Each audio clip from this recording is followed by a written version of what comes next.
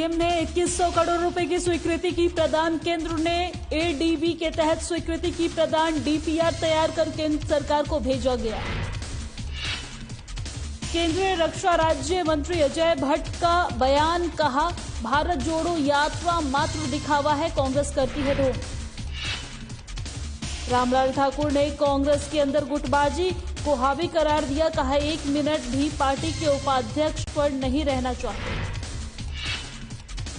नूरपुर कागड़ा में हिमाचल पथ परिवहन की बस हुई बंद। ग्रामीणों ने बस शुरू न होने पर दी धरना प्रदर्शन और चक्का जाम की चेतावनी। हिमाचल प्रदेश में मानसून का कहर जारी। मलबा गिरने से एक मकान हुआ ध्वस्त। घटना में नहीं हुआ कोई जानी नुकसान। नमस्कार, बहुत बहुत स्वागत है हिमाचल प्रदेश के हमारे इस खास बुलेटिन में। मैं हूं आपके साथ दिव्या सिंह। खबरों की शुरुआत करते हैं। मुख्यमंत्री जयराम ठाकुर ने कहा है कि केंद्र ने एडीबीपी के तहत 2100 करोड़ रुपए की स्वीकृति प्रदान की है, जिसमें से प्रदेश सरकार नई टूरिस्ट डेस्टिनेशन डेवलप करने जा रही है। इसके लिए 800 करोड़ रुपए की डीपीआर तैयार कर केंद्र सरकार को भेज दी गई है। National conference of state tourism ministers की 3 दिवसीय कॉन्फ्रेंस के दूसरे दिन कॉन्फ्रेंस की बात हुई है। मुख्यमंत्री ने कहा है कि कॉन्फ्रेंस में जो भी सुझाव आएंगे हम उसका अध्ययन करेंगे। तिब्बती धर्मगुरु दलाई लामा धर्मशाला के मैक्लोडगंज में रहते हैं, जिसके चलते देश विदेश के पर्यटक और बौद्ध अनुयायी यहां पर आते हैं और यहां कनेक्टिविटी भी बेहतर है, जिसके चलते इस कॉन्फ्रेंस के लिए भी धर्मशाला को चुना गया है। हिमाचल प्रदेश में टूरिज्म की बहुत संभावनाएं हैं और उन संभावना को ध्यान में रखते हुए जो इनिशिएटिव्स हमारी गवर्नमेंट ने अभी हाल ही में लिए हैं पिछले 5 वर्षों में, नई टूरिस्ट डेस्टिनेशन को डेवलप करने के लिए वक्त जरूर लगेगा, लेकिन ये आज की आवश्यकता है और मुझे इस बात की खुशी है कि हम उस दिशा में आगे बढ़े हैं। और ये जो टूरिज्म मिनिस्टर की कन्क्लेव यहाँ पर रखी गई है, इसके लिए मैं आदरणीय प्रधानमंत्री जी की भी धन्यवाद करता हूँ और जी किशन रेड्डी जो हमारे केंद्रीय मंत्री हैं पर्यटन विभाग के, तो उनका भी आभार व्यक्त करता हूं कि धर्मशाला उन्होंने इसके लिए चुना। और यहाँ बहुत महत्वपूर्ण चर्चा होने के पश्चात जो नई चीजें सामने आएंगे, नए इनिशिएटिव लेने की दृष्टि से, तो उन सारी चीजों पर हम भी विचार करेंगे हिमाचल प्रदेश में टूरिज्म को और बेहतर करने के लिए क्या कर सकते हैं। हिमाचल में मैंने वो बात कही, वो हमारा एक विषय जो कनेक्टिविटी इंप्रूव होगी और धीरे धीरे वो हो रही है और डेफिनेटली उसका बहुत बड़ा एक इम्पैक्ट होगा, क्योंकि टूरिस्ट आराम से आना चाहता है, आराम से जाना चाहता है, जल्दी आना चाहता है, जल्दी जाना चाहता है, तो इसलिए उसके लिए सुविधा होगी तो नेचुरली उसका प्रभाव रहेगा। वैसे भी अपना मुख्यमंत्री भी, अलग अलग प्रांतों के मुख्यमंत्री भी, जो भी पार्टी का होगा, अपना अपना प्रांतों में टूरिज्म विकास के बारे में बातचीत करते रहते हैं। एक हेल्थी कॉम्बिनेशन में चाहता हूं अपना अपना स्टेट्स में एक हेल्थी कॉम्पिटिशन इस टूरिज्म सेक्टर के विकास में होना चाहिए। तमिलनाडु में ये किया है, मेरे पास क्यों ना हो सकता है? गोवा में ये किया है, मेरा स्टेट में क्यों नहीं हो सकता है? ये मिनिस्टर्स के बीच में, ऑफिसर्स के बीच में एक हेल्थी कॉम्पिटिशन अगर नहीं हुआ, विकास टूरिज्म नहीं हो सकता। और हिमाचल प्रदेश के मुख्यमंत्री जयराम ठाकुर के सरकारी आवास ओक ओवर के बाहर तैनात सुरक्षा के हाथ पैर उस समय फूल गए जब एक व्यक्ति मुख्यमंत्री आवास के बाहर आकर धरने पर बैठ गया है। शिमला के ढली उपनगर में टायर पंचर की दुकान चलाने वाले सुरेश कुमार अपना विरोध जताने के लिए मुख्यमंत्री के सरकारी आवास के बाहर पहुंचे हैं।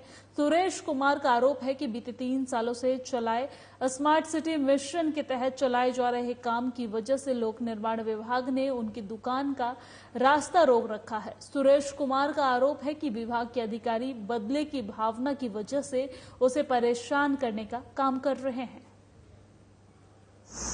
17 से समस्या है जी, न हिमाचल प्रदेश सरकार सुनती है, न देश का कोई अधिकारी जो सरकारी कर्मचारी सुन के राजी नहीं है बिल्कुल जी। किस तरह की समस्या है आपको? समस्या है जी रोजगार बंद किया हुआ। कैसे बंद किया? स्मार्ट सिटी का प्रोजेक्ट इन्होंने लगाया हुआ जी, डली सब्जी मंडी के पास। न रास्ता दुकान के लिए आने के लिए रखा है, न जाने के लिए रखा है। 3 साल से रोजगार बंद पड़ा हुआ। किस चीज की दुकान है आपकी? ये टायर पंचर की जी। Tyre puncture. हाँ जी, कोई सुन के राजी नहीं है जी। 3 साल से बंद है रास्ता? 3 साल से दुकानदारी बिल्कुल बंद पड़ी हुई है। नहीं, रास्ता भी 3 साल से बंद है? हाँ जी, 3 साल से। कभी ये आपके लिए रास्ता क्यों नहीं छोड़ा है? आपने बात की, क्या बोला प्रशासन? ये PWD के जो विभाग के अधिकारी ने की कंप्लेंट की थी राष्ट्रपति भवन जी, शिकायत की थी मैंने, क्योंकि ये डेली तंग करते थे और परेशान करते थे। तो उस कारण से रास्ता नहीं बना रहे जी। अब जाएं तो किसके पास जाएं, हमको सुन के राजी है जी। और इसी बीच वक्त हो चला एक छोटे से ब्रेक का, कहीं मत जाइएगा, फौरन लौटते हैं कुछ खास खबरों के साथ।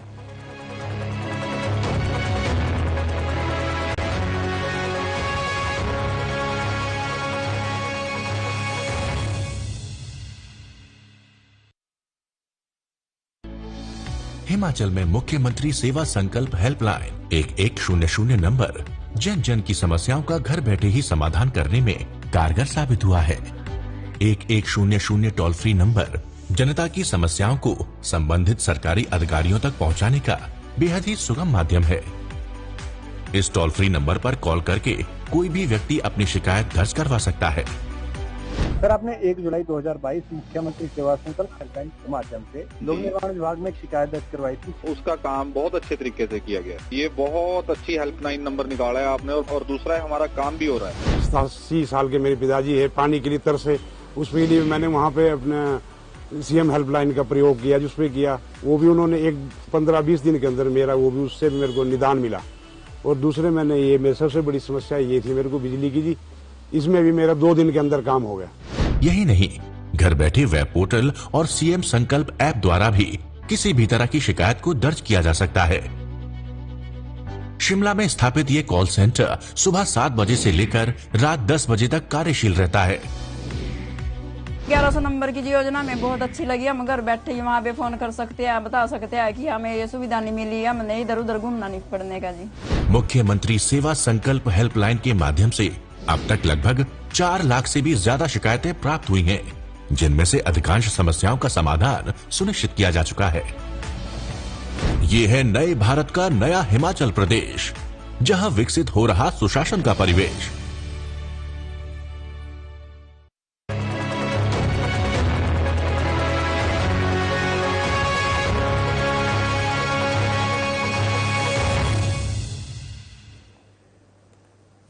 ब्रेक के बाद बहुत बहुत स्वागत है आपका। खबरों में आगे बढ़ते हैं। केंद्रीय पर्यटन और संस्कृति मंत्री किशन रेड्डी ने कहा है कि केंद्र सरकार राष्ट्रीय पर्यटन नीति पर काम कर रही है और इस नीति की बजट सत्र से पहले लागू कर दिया जाएगा। उन्होंने कहा है कि देश के पर्यटन नीति के तहत पर्यटन को बढ़ावा देने के लिए 7,000 करोड़ रुपए की राशि खर्च की जा रही है। उन्होंने कहा है कि 30 प्रदेशों में स्वदेश दर्शन योजना के तहत इस क्षेत्र प्रोजेक्ट पर काम कर रही है। वहीं केंद्रीय पर्यटन और संस्कृति मंत्री जी किशन रेड्डी रविवार को धर्मशाला में देश के राज्य पर्यटन मंत्रियों के राष्ट्रीय सम्मेलन को शुरू करने से पहले पत्रकारों से रूबरू हुए हैं।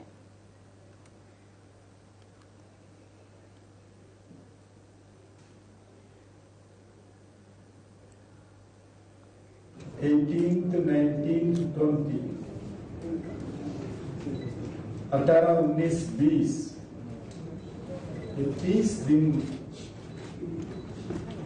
ये 3 days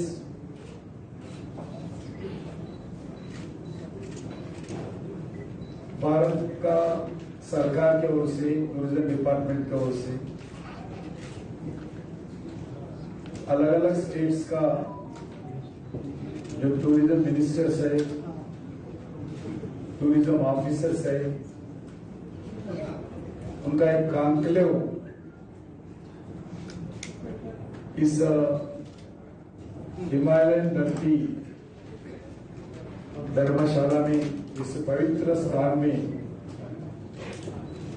हम शुरुआत करने वाले हैं थोड़ी देर के बाद।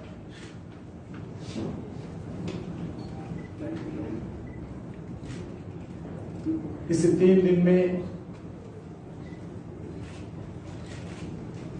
भारत में कैसा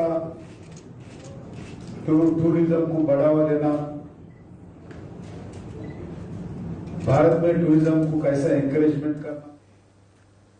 और केंद्रीय रक्षा राज्य मंत्री अजय भट्ट ने अपने डलहौजी दौरे के दौरान पत्रकारों से बातचीत करते हुए कांग्रेस की भारत जोड़ो यात्रा को मात्र दिखावा बताते हुए कहा है कि जो लोग भारत तेरे टुकड़े होंगे इंशाअल्लाह इंशाअल्लाह जैसे नारे लगाते थे, आज कांग्रेसी उन्हीं को साथ लेकर उन्हीं की पीठ थपथपाकर भारत जोड़ो यात्रा जो कर रही है वह केवल एक ढोंग और दिखावा मात्र से ज्यादा कुछ भी नहीं है।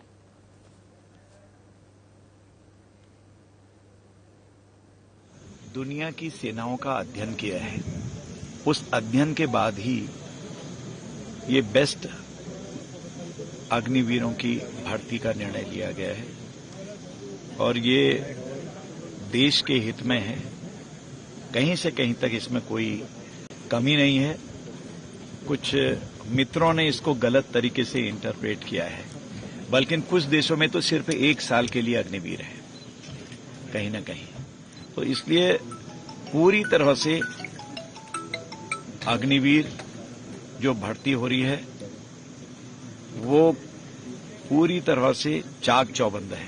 डलहौजी में आने का मेन मुद्दा क्या था आपका उद्देश्य? नहीं, मैं जहां भी हमारे आर्मी के स्टेशन से हैं वहां जाता हूं, पर्यटन की दृष्टि से भी और इसकी दृष्टि से भी मैं सभी जगह देखता हूं कैसा है और कई चीजों की जानकारियां लेते हैं, कहीं कोई कमी तो नहीं है और हमें क्या करना है, सारी चीजें देखते हैं। और सबसे बड़ी बात है कि अपने लोग और कांग्रेस पार्टी के वरिष्ठ नेता रामलाल ठाकुर अपने इस्तीफे पर अडिग है। रामलाल ठाकुर ने कांग्रेस पार्टी के अंदर गुटबाजी को हावी करार दिया है और कहा है कि कांग्रेस पार्टी के उदयपुर चिंतन शिविर में जो संकल्प पारित किए गए थे उसकी कांग्रेस पार्टी कहीं भी पालन नहीं कर रही है। चिंतन शिविर में एक व्यक्ति एक पद की बात हुई थी, लेकिन पार्टी के अंदर उसे लागू नहीं किया जा रहा है। हाँ, मैंने दिया इस्तीफा, बात नहीं आई थी। मैंने जिस टाइम मैंने प्रेस को गया, मैं 1 घंटे के अंदर अंदर मैंने जो है वो अखिल भारतीय कांग्रेस कमेटी की अध्यक्षा को, यहां तक कि वीनू गोपाल जी को भी मैंने लिखा है, अध्यक्षा जी को भी लिखा है कि मैं हिमाचल प्रदेश के जो वाइस प्रेसिडेंट मेरे को बनाया है, मैं वाइस प्रेसिडेंट नहीं रहना चाहता। क्यों नहीं रहना चाहता?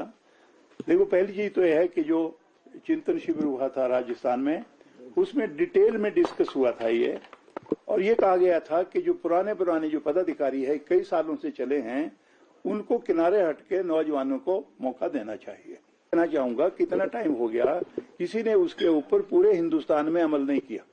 और जब आपने चिंतन शिविर में डिस्कस कर दिया कि भाई जो पदाधिकारी पुराने चले हुए हैं उनको दूसरों को जगह छोड़नी चाहिए, 2-2 पदों पे नहीं रहने चाहिए, तो मैंने इसलिए जो है वो जो अपने वाइस प्रेसिडेंटशिप है उससे मैंने इस्तीफा दिया। और मेरे साथ हिमाचल प्रदेश की खबरों में फिलहाल इतना ही। मुझे दीजिए इजाजत। नमस्कार।